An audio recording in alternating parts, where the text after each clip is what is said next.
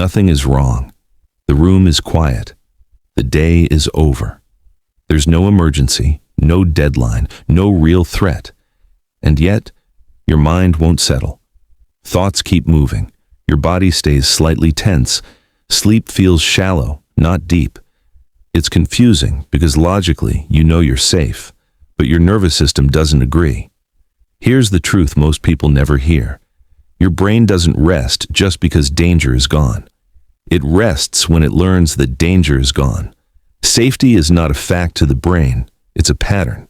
If your mind spent years needing to stay alert, years scanning for problems, years preparing for what might go wrong, then nothing happening doesn't register as peace.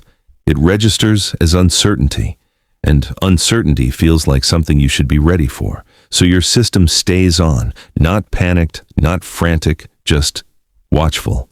Like a guard who never got the message that the war is over. You're not anxious for a reason. You're alert out of habit.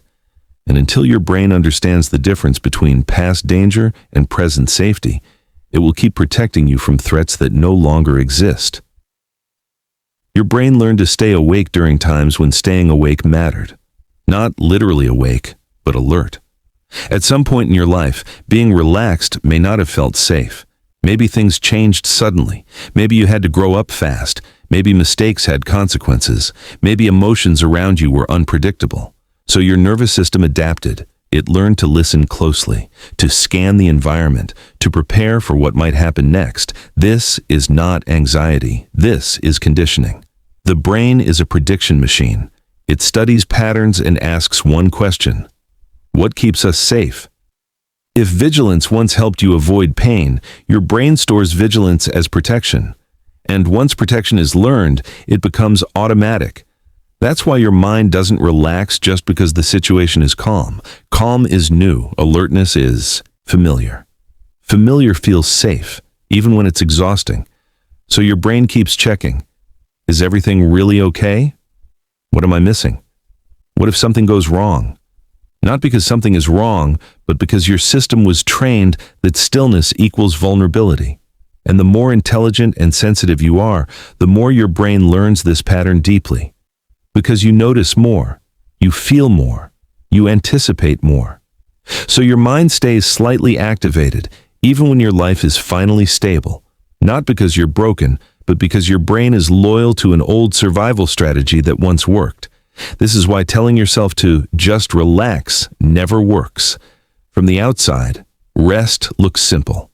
Close your eyes, slow your breathing, stop thinking.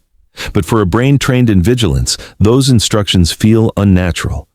Because your nervous system doesn't respond to logic, it responds to signals of safety. And right now, doing nothing doesn't feel like safety to it. It feels like dropping your guard. So when you try to rest, something subtle happens. Your body slows, but your mind speeds up. Thoughts surface, memories replay, future scenarios appear, not because you're overthinking, but because your system is checking whether it's truly safe to power down. Think of it like this. If a fire alarm went off every night for years and one day the building became quiet, the alarm wouldn't trust the silence. It would stay sensitive, listening, ready. That's your brain.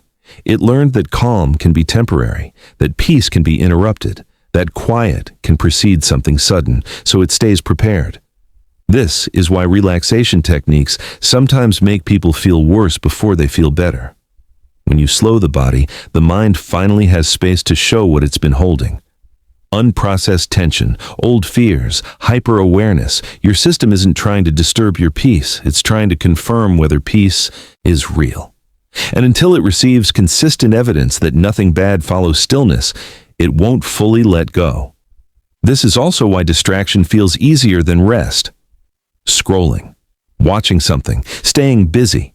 These keep the brain occupied, so it doesn't have to face the vulnerability of quiet. But they don't teach safety, they only delay learning it. So the nervous system never updates. It stays stuck in a past chapter, treating every calm moment like the pause before a problem.